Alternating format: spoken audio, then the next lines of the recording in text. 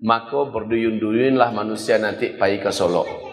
Kalau memang Solo kotanya, di situ nanti Dajjalnya tidak akan dia masuk ke kampung-kampung macam ini. Oh, alhamdulillah, selamat kami Ustaz.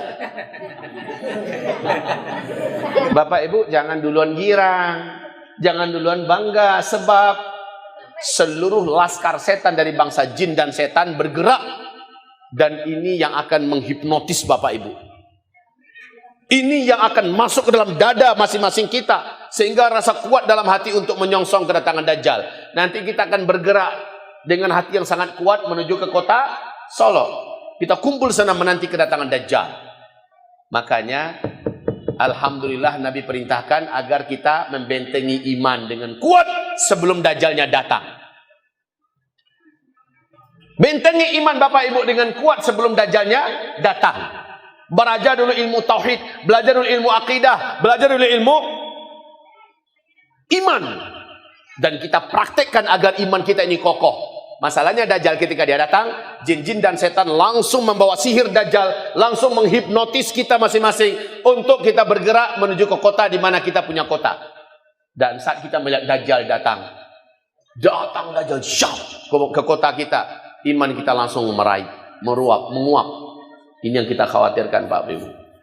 Namun pengumuman Dajjal itu akan datang sudah diumumkan terlebih dahulu oleh tim ses Dajjal. Tim ses Dajjal akan umumkan Dajjal akan sampai masuk ke kota Solo pada hari Rabu dari jam 12 sampai jam 2. Maka orang-orang akan bergegas menuju ke sana sebelum waktu itu, dan mereka sudah berselingki untuk menunggu kedatangan Dajjal. Sambil menunggu makanan yang dibagi-bagi oleh Dajjal, membawa gunungan makanan dibagi-bagi oleh Dajjal, sambil mereka menanti sang tuan besar itu datang, Dajjal terlaknat. Sementara Nabi mengharamkan kita. Nah, nanti tugas Bapak Ibu, apa-apa gua, nanti kampung-kampung KB bini awak, KB anak gadis awak, Pak. KB istri-istri kita, KB lah mak-mak kita, ya, ikat seluruhnya. Sementara wanita-wanita ini saat itu memberontak, kami ingin pergi, kami ingin datang, kami ingin menjemput makanan, kita udah kelaparan. Dan kami ingin melihat seperti apa Dajjal itu. Saat itu peranan laki-laki sangat strategis. Nah, iman dari sekaranglah yang mampu untuk menyaringnya. Sebelum Dajjal datang, sudah ada godaan yang terhebat, yaitu kelaparan. Sementara Dajjal malah dinanti-nanti kedatangannya. Sebab apa? Sudah menjadi berita dunia. Kemana Dajjal masuk, makanan dibagi-bagikan. Dan Dajjal akan menyuburkan tanah yang mati. Akan menjadikan air sungai yang kering mengalir kembali. Dan akan menurunkan hujan. Bahkan menghidupkan tanam-tanaman dan tumbuh-tumbuhan dan hewan ternak yang mati. Dajjal akan membangkitkan orang-orang yang dalam kubur.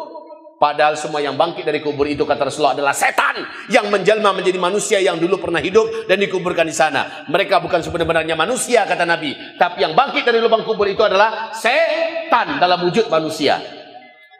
Siapa yang tahu ini? Yang tahu hanyalah orang yang ngaji, orang yang belajar macam bapak dan ibu. Nah, bapak ibu yang kami muliakan, ciri-ciri kedatangan Dajjal adalah ketika seluruh dunia sudah kompak berbuat kezaliman kepada Islam dan kaum muslimin. Sudah apa belum? Ini zamannya. Ketika penyakit menyebar di seluruh dunia. Sudah apa belum? Ketika manusia menjadi brutal dan jahat. Sudah apa belum?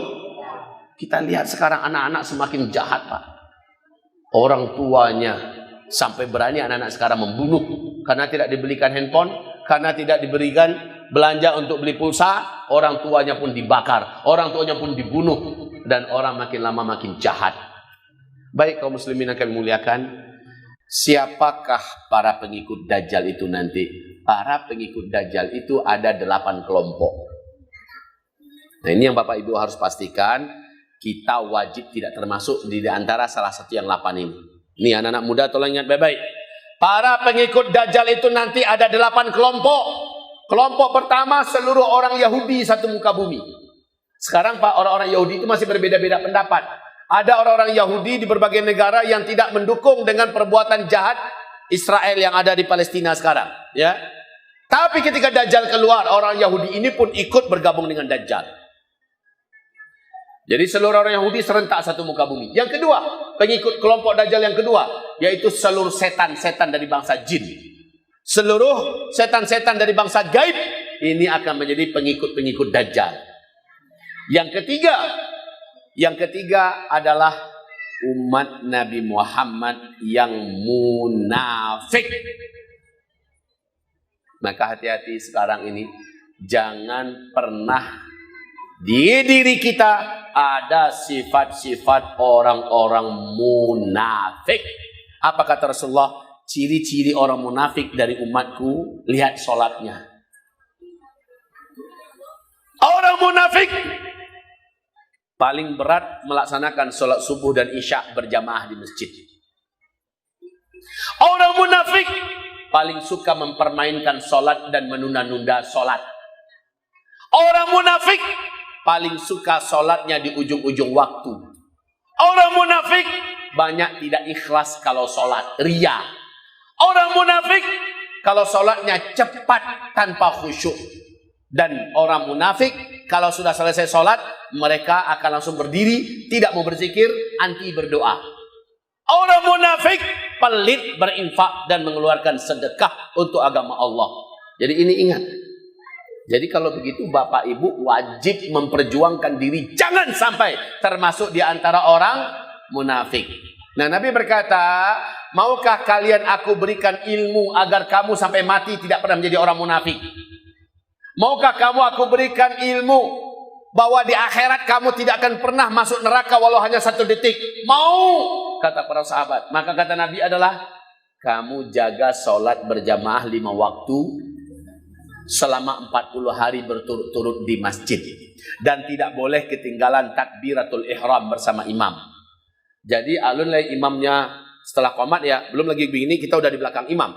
Sudah ada di belakang imam. Pastikan itu. Subuh, zuhur, asar, maghrib, isya, kita selalu di masjid. Terserah ganti-ganti masjid, tidak apa-apa. Sedang safar pun kita tetap kejar untuk ke masjid. 40 hari, 40 malam, jaga sholat berjamaah di masjid. Kalau itu kamu lakukan karena Allah dan kamu tidak pernah terputus dari takbiratul ihram, kamu tidak akan pernah menjadi orang munafik sampai kamu mati. Dan kamu akan menjadi orang yang cinta menjaga sholat 5 waktu dimanapun saja kamu berada, selalu berjamaah. Dan di akhirat kamu tidak akan pernah dirasakan oleh Allah ke dalam neraka walau hanya 1 detik. Itu penting sekali. Jaga sholat 5 waktu berjamaah di masjid. Buya, kalau seandainya kami sudah 25 hari sholat berjamaah terjaga, pas hari yang ke-26 ternyata subuh kami terlambat Buya, kami bangun jam 6:30, udah telat, gimana Buya? Ulang balik dari awal. Asar kami terlambat, gimana Buya? Ulang balik dari awal. Ulang balik dari awal. Hitungannya hitung 1 lagi. Nah, kalau sudah lulus kita, insya Allah kita akan ditumbuhkan oleh Allah rasa cinta pada sholat berjamaah 5 waktu, dimanapun bagi kita sholat harga mati. Berjamaah di masjid tidak bisa ditawar-tawar. Nah, sampai begitu Pak, muncul rasa manisnya iman, dan kita sudah dikikis oleh Allah, pasti tak akan jadi orang munafik seumur hidup sampai mati. Oke? Berapa baru pengikut Imam Dajjal? 3. Yang pertama siapa tadi? Seluruh orang Yahudi di muka bumi. Yang kedua, seluruh setan dari bangsa jin. Yang ketiga, seluruh umat Nabi Muhammad yang munafik. Dan yang keempat, kata Rasulullah, adalah kaum wanita. Ini akan menjadi pengikut Dajjal. Ibu-ibu, ibu takut tidak? Yang wanita itu ibu-ibu apa bukan? Ustaz, Buya, mudah-mudahan bukan di zaman kami. Amin, amin, amin. Tetapi kalau tanda-tandanya itu kayaknya di zaman kita ini, betul tidak? Iya, kalau begitu ibu-ibu harus waspada, siap siaga, kuat berdoa dari sekarang. Waspada, siap siaga, kuat berdoa, minta kepada Allah, lindungi hamba. Jangan sampai hamba termasuk yang murtad, ya Allah. Ketika Dajjal datang, jangan sampai iman di dalam dada hamba hilang. Harus kuat. Banyak akan beribadah, berdoa, setelah selesai ibadah, doa, nangis. Nangis, lindungi hamba. Hamba tidak mau menjadi ahli neraka, ya Allah, kekal di dalamnya. Hamba tidak mau, ya Allah, rusak iman hamba dan hilang karena Dajjal datang. Ya Allah, lindungi. Banyak-banyak berdoa, Bu. Dan rajinlah mengaji. rajinlah dengarkan ilmu, rajin dan banyakkan berdoa. Ibu-ibu, amalan ibu terbesar di akhir zaman samping menjaga sholat, patuh pada suami, kemudian kuatkan sedekah. Kuatkan sedekah. Walau hanya 5.000 atau 2.000 satu hari, rutinkan tiap hari. Walaupun ekonomi ibu sedang payah, rutinkan bersedekah untuk agama Allah tiap hari. Dan niatkan itu untuk menjadi pelindung kita dari fitnah Dajjal. Ini yang keempat. Pak, punya istri, punya anak gadis, punya menantu, ya, katakan pada mereka, lindungi kalian, lindungi diri kalian daripada Dajjal. Bisa jadi ketika Dajjal keluar, muncul, kami sudah tidak ada mendampingi kalian. Bisa jadi kami sudah meninggal dunia. Katakan pada mereka, Pak, agar mereka bersiap-siap. Boleh nanti kalau ada panitia kita di sini, minta rekaman ini boleh. Nanti kami edit, nanti lalu diminta rekamannya bagi kepada warga masyarakat kita. Yang mau masyarakat, silakan minta sama panitia. Pengajian itu kami perlukan di kampung kami, ya, di Surian ini. Kami ingin agar warga masyarakat kami tahu tentang Dajjal ini seluas-luasnya, ya, biar ini bisa didengar oleh seluas-luasnya kaum muslimin di kenegarian Surian ini. Ya, wajib ulang-ulang terus agar Bapak Ibu, dan minta maaf Bapak Ibu. Saya tidak ingin melebih-lebihkan, saya juga tidak berharap cepat mati, tapi Rasulullah bersabda, Dajjal akan muncul pada tahun di mana tidak ada lagi dai dan ulama, ustadz yang menyebut-nyebut tentang Dajjal di mimbar-mimbar. Bisa jadi orang yang semacam saya sudah Allah wafatkan terlebih dahulu. Jadi, apa yang saya sampaikan ini adalah untuk peringatan yang kuat. Karena tidak ada Nabi dan Rasul melainkan memperingatkan kaumnya masing-masing tentang Dajjal. Sekarang saya memperingatkan Bapak Ibu semuanya tentang Dajjal. Dan jagalah diri, karena bertemu dengan Dajjal adalah petaka besar dalam hidup ini. Bertemu dengan Dajjal adalah berarti neraka kekal kita di dalamnya selama-lamanya. Bentengilah diri, wahai Bapak Ibu. Berapa baru? 4. Yang kelima yang akan menjadi pengikut Dajjal nanti adalah seluruh umat Nabi yang hobi dan cinta, suka dengan dosa-dosa besar. Suka korupsi, suka makan riba, ya, suka membunuh, suka narkoba, suka berjudi, suka main perempuan, berzina, ya, suka, pokoknya dosa-dosa besar. Udah ditegur, udah nasihati, dia malah ketawakan teguran dan nasihat itu. Suka buka-buka aurat, disuruh untuk pakai jilbab, dia menentang, melawan. Suka meninggalkan sholat, mempermainkan sholat. Suka menyakitin, membuat menangis orang tuanya. Orang-orang macam ini, Dajjal datang, dia akan kafir kepada Allah. Dia akan murtad, dan dia akan sujud menyembah Dajjal. Para pelaku dosa-dosa besar dari umat Nabi. Dan dosa itu dilakukan dalam keadaan dia senang melakukannya. Ini yang kelima. Yang keenam, umat Nabi Muhammad yang memiliki, atau manusia yang memiliki kecenderungan seksual yang menyimpang, suka sesama jenis. Maka sekarang para kaum gay, kaum homoseksual, kaum lesbian, orang-orang yang punya kecenderungan seks kepada sesama jenis, maka mereka nanti pengikut Dajjal. Sekarang wahai Bapak Ibu, LGBT di seluruh dunia sedang marak-maraknya, termasuk di Sumatera Barat. Ini memang sudah terkondisikan, karena mereka ini ketika Dajjal datang, dia akan langsung mengangkat Dajjal sebagai Tuhannya. Untuk Sumatera Barat, kota terbanyak pengikut gaynya adalah Padang. Nomor 2 adalah entah Bukit Tinggi, entah Payakumbuh. Nomor 3 antara itu, kalau nggak Payakumbuh, Bukit Tinggi. Nomor 3 Solo. Dan ini kota-kota sudah banyak kaum gaynya bermunculan. Awas padalah anak-anak kita, karena mereka akan kafir, mereka akan murtad ketika Dajjal datang, dan mereka akan kekal di neraka jahanam selama-lamanya. Jangan anggap ini perkara remeh, Pak. Ini masalahnya neraka jahanam, dan Bapak Ibu dituntut oleh Allah pada hari kiamat. Kenapa tidak kamu hindarkan anak-anak kamu dari pergaulan bebas? Kenapa kamu biarkan anak-anak kamu menjadi suka sesama jenis? Kenapa? Dan kita akan diseret oleh anak kita menuju neraka karena kita tidak membentengi mereka. Ini yang keberapa baru pengikut Dajjal? Yang keenam ya. Sekarang yang berapa? Ketujuh. Pengikut Dajjal yang ketujuh adalah orang-orang yang suka mengkafirkan orang lain di luar kelompoknya. Ini kelompok yang suka mengkafir-kafirkan. Asal bukan di kelompoknya, kafir. Hanya kami yang benar, hanya kami yang lurus. Di luar kami sesat, kafir, halal darahnya, halal hartanya. Maka ini kelompok-kelompok yang akan menjadi pengikut Dajjal. Kata Rasulullah, jidat mereka hitam-hitam, perut mereka kempis-kempis karena banyaknya puasa, hitam-hitam karena rajin tahajud, rajin ibadah. Ya, bahkan ada yang hafiz Quran. Mereka ibadahnya bagus-bagus, tetapi mereka menganggap orang di luar kelompoknya kafir, orang di luar kelompoknya sesat, hanya dia saja yang benar. Ini bahaya, Pak. Mereka itu, kata Rasulullah SAW, adalah orang-orang yang murtad. Jadi hati-hati anak muda, jangan mentang-mentang ibadah kita bagus, kita hafiz Quran, lalu kita menganggap kita saja yang benar. Bahaya ini. Yang lain semua tidak berhak masuk surga. Dajjal datang, orang macam ini akan menjadi penyembah Dajjal. Terakhir, yang ke-8 adalah seluruh aliran-aliran sesat atas nama agama Islam. Seluruh aliran-aliran sesat atas nama agama Islam. Mulai dari Syiah, sampai kepada Ahmadiyah, sampai kepada Qadianiyah, sampai kepada Arqam dan lain-lainnya. Kelompok-kelompok yang muncul di akhir zaman. Termasuk Islam Nusantara. Ini termasuk kelompok-kelompok yang mengatasnamakan Islam, sementara ajaran mereka menyimpang daripada Al-Quran dan Sunnah. Hati-hati, waspada. Jangan sampai kita dibawa kepada ajaran yang nggak karu-karuan, Pak. Standar kita hanyalah Al-Quran dan Sunnah. Tidak ada dalam Al-Quran, tidak ada dalam Sunnah, tidak disepakati oleh ulama Ahlus Sunnah wal Jamaah. Tinggalkan ajaran itu. Tinggalkan dan jangan pernah menjadi pengikut mereka.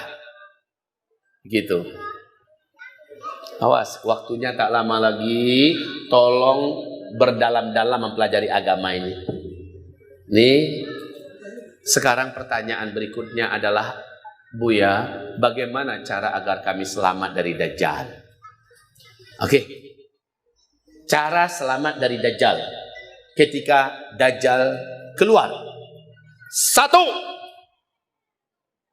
wajib punya iman yang kokoh dan kuat. Kalau begitu wajib menambah ilmu, wajib belajar bagaimana punya iman yang kokoh, bagaimana punya pemahaman akidah yang benar, bagaimana punya pemahaman tauhid yang lurus. Ini wajib belajar. Saya khawatir Bapak Ibu, Bapak Ibu sibuk dengan kerja hari-hari lalu tak menyediakan waktu buat menambah ilmu berkaitan dengan pemantapan iman dan akidah. Jadi oleh karena itu, saya sarankan Bapak Ibu semua, bila Bapak Ibu tidak bisa mendatangkan para alim ulama yang lurus untuk mengkaji masalah iman dan tauhid, masalah akidah, wajib Bapak Ibu yang memburunya. Kejar. Maka saya katakan tadi, kalau memang yang terdekat adalah Solok, siapa ulama-ulama kita di Solok yang lurus, yang punya akidah yang benar, minta pada mereka, guru, ajarkan kami yang datang. Karena ilmu itu harus didatangi. Ulama itu harus didatangi. Al-ilmu yu'ta wa la ya'ti bihi. Ilmu itu, ulama itu harus didatangi. Belajar kita dengannya. Bukan ulama yang diminta datang kemari. Kalau ulama didatangkan kemari, malah bagusnya begini saran saya. Satu nagari sepakat, buatkan rumah untuk seorang ulama, ya, buatkan rumah, buatkan sumber penghasilan satu untuk beliau, lalu minta salah seorang ulama tinggal di negari kita ini, dan dialah yang menjadi imam kita, amir kita di sini. Itu yang benar. Tapi saya rasa mau nggak kenegarian Surian ini melakukan ini? Hah? Karena ini punya komitmen yang besar. Harus bangunkan satu rumah, harus siapkan satu unit usaha, dan salah seorang ulama yang bagus, apakah dia ada di Solok, di Padang, atau bisa jadi di rantau.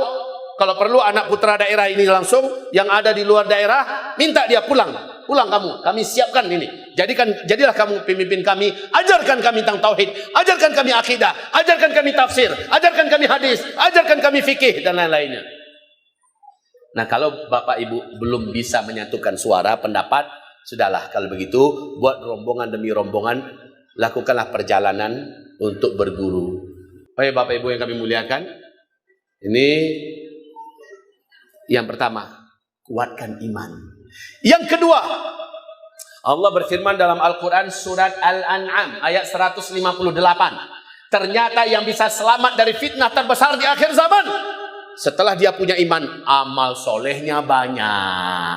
Nah, ini pengajian kita malam tadi ya. Ini pengajian kita malam tadi bahwa Bapak Ibu, setelah bencana kemanusiaan dalam waktu yang panjang terjadi di negeri Syam, Suriah, Palestina dan lain-lainnya terjadi, kamu yang ada di muka bumi berlomba-lombalah memperbanyak amal soleh. Kan itu yang kita sampaikan malam tadi. Jadi perbanyak amal soleh, perbanyak amal soleh. Setiap selesai beramal, berdoalah, berdoa. Ya Allah, selamatkan hamba dan keluarga hamba di akhir zaman ini ya Allah. Jangan sampai hamba sesat, jangan sampai hamba murtad, jangan sampai hamba musyrik, jangan sampai hamba fasik, jangan sampai hamba munafik, jangan sampai hamba keluar dari agama ini ketika Dajjal datang. Jadi setelah beramal banyakkan doa. Dua baru. Yang ketiga, Nabi berkata, fanatiklah pada Al-Quran dan sunnah di akhir zaman. Harus jadi orang fanatik. Kalau la ada dalilnya dalam Al-Quran, la ada dalilnya dalam hadis, ambo ikui sami'na wa ata'na. Tapi kalau tidak ada dalilnya dalam Al-Quran, tidak ada dalam hadis, para ulama Ahlus Sunnah wal Jamaah juga tidak setuju, mengingkarinya. Jangan ikut. Kita khawatir nanti akan sesat, dan orang sesat pasti menjadi pengikut Dajjal. Yang ketiga. Yang keempat, Nabi berkata, kalau kamu dengar Dajjal sudah muncul, larilah kamu ke Mekah dan ke Madinah. Hanya dua kota ini yang akan dijaga oleh malaikat-malaikat Allah sambil menghunuskan pedang, sehingga Dajjal tak akan mampu menembus perbatasan kota Mekah Madinah untuk masuk ke dalamnya. Dajjal tidak fisiknya, tidak pula kekuatannya, tidak pula bala tentaranya di kalangan setan atau setan-setan manusia tidak mampu masuk Mekah Madinah. Larilah kamu ke Mekah ke Madinah. Hanya dua kota ini yang tidak akan bisa dimasuki oleh Dajjal. Ada masalah baru yang timbul. Ketika Dajjal itu nanti muncul, teknologi modern ini sudah lumpuh sehingga manusia tidak bisa terbang ke sana pakai pesawat, tidak bisa langsung pergi ke sana pakai kapal laut, ya, karena teknologi lumpuh. Saya tidak tahu lumpuhnya karena apa pastinya, tetapi menurut urutan ilmu bisa jadi itu karena hantaman meteor yang datang dari ruang angkasa yang melumpuhkan semua teknologi. Pada intinya, kalau memang tidak bisa kita lari ke Mekah Madinah saat Dajjal kita sudah dengar dia sudah muncul ke tengah manusia, maka langkah kelima yang tadi Pak yang kita sampaikan. Ketahuilah kapan Dajjal masuk ke negeri kita, ke kota kita. Dan pada saat kedatangan Dajjal itu punya hari Rabu tadi kan, hari Rabu di Solok, maka dari hari Selasa sudah kasih tahu semua keluarga kita. Dan Rabu pagi, ya, Rabu pagi itu semua keluarga yang perempuan sudah kita ikat di rumah, Pak. Sudah kita ikat. Makanya ini wanita-wanita yang rela diikat jelas-jelas wanita yang berilmu tentang masalah ini. Betul tidak? Kalau tidak berilmu tuh mengamuaknya. Ang kecil gilo dan bakal-bakal kau yang kan begitulah nanti. Jadi masalah ilmu ini harus disebar luas, karena kalau tiba hari H itu wanita-wanita kita sudah sadar dan sudah paham. Iya dah capek dah kabeh awak dah. Malah sang istri, malah anak-anak kita, malah mak-mak kita yang minta dan sepakat Pak. Yang saya khawatirkan mereka enggak dengar ini, lalu ingin kita ikat mereka, mengamuk mereka Pak. Ya. Bapak, Ibu yang kami muliakan, jangan-jangan kebalikan nanti terjadi. Jangan-jangan kebalikan nanti terjadi. Dia karena Allah ada ilmunya lah. Kawak kabeknya kan, tunggu sebentar. Udah kamu ngabek awak? Iya, tunggu sebentar dah. Ambu lagi udah servis dulu. Dia gehnya awak makan, dia gehnya minum. Rupanya dibiusnya awak di situ. Alah awak nanti kabek sudah tu. Tak jago lah tak kabek soalnya. Ini makanya ilmu ini harus diratakan penyebarannya. Baik. Cara selamat dari Dajjal yang kelima, lari ke Mekah ke Madinah. Kalau tidak bisa apa tadi? Masuk ke dalam rumah, tutup pintu, tutup jendela rapat-rapat. Kan begitu Pak ya? Dan ketika kita dengar Dajjal sudah sampai di kota kita, maka bacalah surah Al-Kahfi. Dan cukup sekali, saya ulang balik baca. Ketika kita dengar Dajjal sudah pergi dari kota kita, baru kita berhenti membaca itu. Kemudian wanita-wanita kita lepaskan kembali. Alhamdulillah kita selamat. Buya, apakah nanti tentara-tentara Dajjal tidak akan mendobrak pintu rumah kita? Insya Allah, Allah akan gaibkan rumah kita dari pandangan mata mereka, Pak. Nak nampak dia rumah waktu itu. Seperti pemuda-pemuda Kahfi dalam gua. Padahal pintu gua itu ternganga. Betul tidak? Tapi kenapa pasukan-pasukan raja zalim yang disuruh untuk memburu pemuda-pemuda itu? Dan pemuda-pemuda ini lari dalam gua, dan mereka lalu lalang di depan pintu gua, tidak bisa melihat apa-apa. Allah gaibkan mereka dari pandangan mereka. Kenapa kita suruh baca surat Al-Kahfi? Kok bukan surat Yasin? Kok bukan surat yang lain? Jawabannya adalah agar keajaiban yang terjadi pada pemuda Kahfi terjadi pada kita saat kita membacanya. Allah gaibkan rumah kita, pintu rumah kita dari pandangan bala tentara Dajjal. Baik bala tentaranya dari setan atau bala tentaranya dari kalangan manusia. Yang keenam, cara selamat dari Dajjal adalah bila kamu tertangkap oleh tentara-tentara Dajjal, kaki tangan Dajjal, dan kamu tidak bisa lari, kamu tidak bisa sembunyi lagi, maka ketika kamu bertemu dengan Dajjal, Nabi perintahkan baca di depan Dajjal 10 ayat pertama dari surat Al-Kahfi. Masya Allah, tadi dibaca di sini saya dengar, merinding saya dengarnya Pak. Itu tadi membaca pakai Al-Quran itu udah hafalan. Allahu Akbar. Ini yang harus Bapak Ibu lakukan. Setiap keluarga, setiap individu wajib hafal 10 ayat pertama dari surat Al-Kahfi. Atau kata Rasulullah boleh 10 ayat penutup dari surat Al-Kahfi. Boleh. Pilih yang pilih yang di pertama atau pilih yang 10 terakhir, tidak apa-apa. Dan fasihkan hafalan kita seperti fasihnya kita membaca Al-Fatihah. Nanti kalau kita ketangkap oleh kaki tangan Dajjal atau oleh tentara Dajjal, kita diseret berjumpa dengan Dajjal. Saat itu kita baca di depan Dajjal. Nah kalau kita nggak hafal gimana kita membacanya? Kan nggak mungkin kan kita bawa Quran kemana-mana. Pas ketangkap nanti di depan Dajjal, Tuan Dajjal tunggu dulu, bukan. Nggak sempat, udah keburuan masuk hipnotis Dajjal, udah keburuan duluan masuk sihir Dajjal. Jadi harus hafal, dan hafalnya mesti lancar. Baca. Nanti dampaknya kata Rasulullah, sihir Dajjal tak akan tembus ke orang ini. Hipnotis Dajjal tidak akan tembus kepada orang ini. Fitnah Dajjal tidak akan tembus kepada orang ini. Ya, ini dampaknya Pak, sehingga orang ini mampu membedakan mana yang hak, mana yang batil. Dan orang ini Allah izinkan bisa membaca tulisan ka, fa, ro di jidat Dajjal, di antara dua alisnya tertulis tuh. Hanya dia yang bisa melihat, karena dia masih ada iman dalam dadanya. Masya Allah, ini gunanya sebelumnya kita punya iman yang kuat, amal soleh kita banyak, doa kita selama ini Masya Allah, dan kita hafal 10 ayat dari surah Al-Kahfi. Gitu. Terakhir, cara selamat dari Dajjal adalah nanti Dajjal akan paksa kita masuk ke salah satu daripada ciptaan saya ini, neraka saya atau surga saya. Maka kata Nabi, masuklah ke nerakanya Dajjal. Siapa yang masuk ke nerakanya Dajjal, dia akan langsung masuk ke surganya Allah Subhanahu wa Ta'ala. Tapi yang Nabi perintahkan adalah masukkan dulu kepalamu, api terasa wangi. Tapi ketika kita mendekat, masukkan kepalamu akan langsung merasa sejuk dan nyaman. Lalu masukkan badan semuanya. Jangan di ujung-ujung dulu. Angin nak ya? Angin nak ya? Atau ujung kaki awak cibuk-cibuk. Angin nak? Panas! Tapi kalau kamu masukkan dulu kepalamu, inilah gunanya orang yang ngaji Pak ya. Dia tahu apa yang harus dilakukan. Pilih apinya Dajjal. Siapa yang memilih apinya Dajjal, dia dapatkan surga Allah, kata Rasulullah. Dan ketika dia masuk, kepalanya dulu terasa sejuk. Masukkan semuanya. Syahidlah dia. Syahidlah dia. Dan dia akan langsung masuk ke dalam surganya Allah. Tapi siapa yang memilih air sungainya Dajjal, dia minum, langsung hilang imannya. Padahal tadi masih ada iman. Tapi ya air Dajjal yang dipilihnya, dia minum, langsung hilang imannya, dan dia pun murtad, kafir. Dan dia akan menjadi ahli neraka Allah, kekal di dalam neraka Jahannam selama-lamanya. Na'udzubillah. Terakhir, cara selamat dari Dajjal adalah rajinlah wahai Bapak Ibu, rajinlah wahai Bapak Ibu, rajinlah wahai Bapak Ibu mengeluarkan infak sedekah, lalu berdoa kepada Allah agar selamat dari Dajjal. Yang ke-8 apa? Kuatkan berinfak sedekah dan berdoalah setelah itu. Yang ke-9,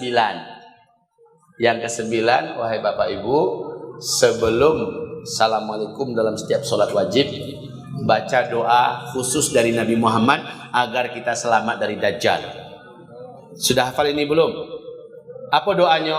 Allahumma inni a'udzubika min adzabil qabri wa min adzabin nar wa min fitnatil mahya wal mamat wa min fitnatil masihid dajjal. Sama-sama baca jambo. Allahumma inni a'udzubika min adzabil qabri wa min adzabin nar wa min fitnatil mahya wal mamati wa min fitnatil Masihid Dajjal. Amin. Ini dibaca baru Assalamualaikum warahmatullahi wabarakatuh. Assalamualaikum warahmatullahi wabarakatuh. Ini dilakukan setiap selesai tahiyat akhir solat 5 waktu, Pak. Buya, boleh enggak di seluruh solat? Boleh. Solat sunat, solat tahajud kita baca sebelum Assalamualaikum, baca itu. Malah lebih bagus. Ya, seindah-indahnya, setidak-tidaknya dibaca di solat-solat wajib sebelum Assalamualaikum. Ya. Baik Bapak Ibu yang kami muliakan, Allahumma ya Allah, inni a'udzubika, sesungguhnya diriku berlindung kepada Engkau, min azabil qabri, dari azab kubur, wa min azabin nar, dan dari azab api neraka, wa min fitnatil mahya, dan dari fitnah kehidupan saya ini, wa min fitnatil mahya wal mamati, dan dari fitnah kematian, wa min fitnatil masihid dajjal. Lindungi aku juga ya Allah dari fitnah Masihid Dajjal. Itu cara selamat dari Dajjal. Tidak ada cara yang lain. Tidak ada cara yang lain. Dajjal itu tidak akan bisa disogok dengan fulus. Ambo ada tanah 100 hektar tuan Dajjal ambil selah, tapi jangan ambil iman ambo. Tidak akan bisa. Karena Dajjal itu malah bisa menciptakan emas dengan sihirnya. Untuk apa dia duit-duit kita? Ambo jenderal, jadi cukup gaduh ambo. Bisa jadi jenderal itu sendiri yang akan jadi tentaranya. Jadi tidak bisa dibanggakan pangkat jabatan. Ambo presiden, bisa jadi presiden itu jadikan anak buahnya nanti. Itu Pak. Baik, selesai pengajian kita sampai di sini. Pertanyaan kita buka. Setelah saya sampaikan ini, Bapak Ibu harus waspada tingkat tinggi, ya.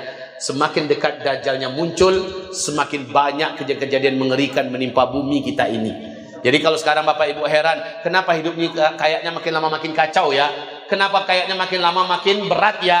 Itu pertanda makin dekat Dajjal keluar. Cukup sampai di sini Bapak Ibu. Mari kita berdoa kepada Allah Subhanahu wa taala. Al-Fatihah. A'udzu billahi minasyaitonir rajim. Bismillahirrahmanirrahim. Alhamdulillahi rabbil alamin. Arrahmanir rahim. Maliki yaumiddin. إياك نعبد وإياك نستعين اهدنا الصراط المستقيم صراط الذين أنعمت عليهم غير المغضوب عليهم ولا الضالين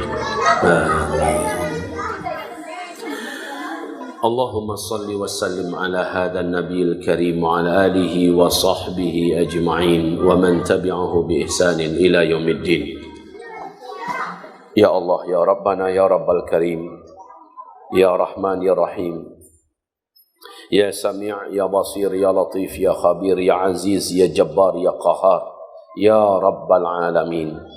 Ya Allah, kuat kokohkanlah hati kami semua dalam iman, Ya Allah. Kokohkan akidah kami, Ya Allah. Jadikan kami seluruhnya memburu ilmu tentang iman yang benar, akidah yang kuat, tauhid yang lurus, Ya Allah. Jadikan kami rela berwakaf waktu untuk memburu ilmu ini, Ya Allah. Ya Rabbana, izinkan kami punya guru-guru yang baik, guru-guru yang lurus, ulama-ulama yang benar, agar kami mendapatkan bimbingan mereka di akhir zaman ini, Ya Allah. Ya Rabbana, jadikanlah kami di akhir zaman ini tamak dan rakus untuk saling berlomba-lomba memperbanyak amal soleh. Jadikan kami jijik dan benci, Ya Allah, kepada dosa dan maksiat, serta berteman dengan orang-orang yang suka membawa kami kepada dosa dan maksiat. Ya Rabbana, berikan kepada kami, Ya Allah, keselamatan dari Dajjal yang terlaknat. Selamatkan kami, istri-istri kami, suami-suami kami, keluarga kami, kakak adik kami, Ya Rabbana, dan anak keturunan kami seluruhnya dari Dajjal. Jika memang Dajjal muncul di zaman kami, Ya Allah, kami berlindung kepadamu. Jangan sampai kami berjumpa dengan Dajjal. Jangan sampai kami murtad dan beriman kepada Dajjal lalu kafir kepadamu, Ya Allah. Kami berlindung kepadamu dari neraka jahannammu, Ya Rabbal Alamin. Allahumma Rabbana, Ya Arhamar Rahimin, jadikanlah kami semuanya cinta dan suka beramal soleh. Ya Rabb, kuatkanlah hati kami, sabarkanlah kami, istiqomahkanlah kami di jalan yang lurus sampai kami menghembuskan nafas terakhir kami. Allahumma amin ya Rabbana ya Arhamar Rahimin. Ya Allah, jadikanlah sebagian pencarian kami di dunia bisa kami kirim ke akhirat dengan rasa ikhlas, dengan rasa ridha, tidak pelit dan bakhil, sehingga kami di akhirat bangga dan puas, bahagia dan bersyukur karena ternyata pencarian dunia kami dapat kami nikmati sampai ke kampung halaman kami, ya Allah. Allahumma rabbana amin. Amin ya arhamar rahimin. Amin ya mujibas sa'ilin. Rabbana atina fid dunya hasanah wa fil akhirati hasanah wa qina adzaban nar. Subhana rabbika rabbil izzati amma yasifun wa salamun alal mursalin walhamdulillahi rabbil alamin. Allahumma amin. Allahumma amin. Allahumma amin. Demikian pengajian kita pada siang hari ini. Sekarang mari kita baca doa kafaratul majlis. Subhanakallahumma wa bihamdika asyhadu an la ilaha illa anta astaghfiruka wa atubu ilaik. Wabillahi taufiq wal hidayah. Wassalamu alaikum warahmatullahi wabarakatuh.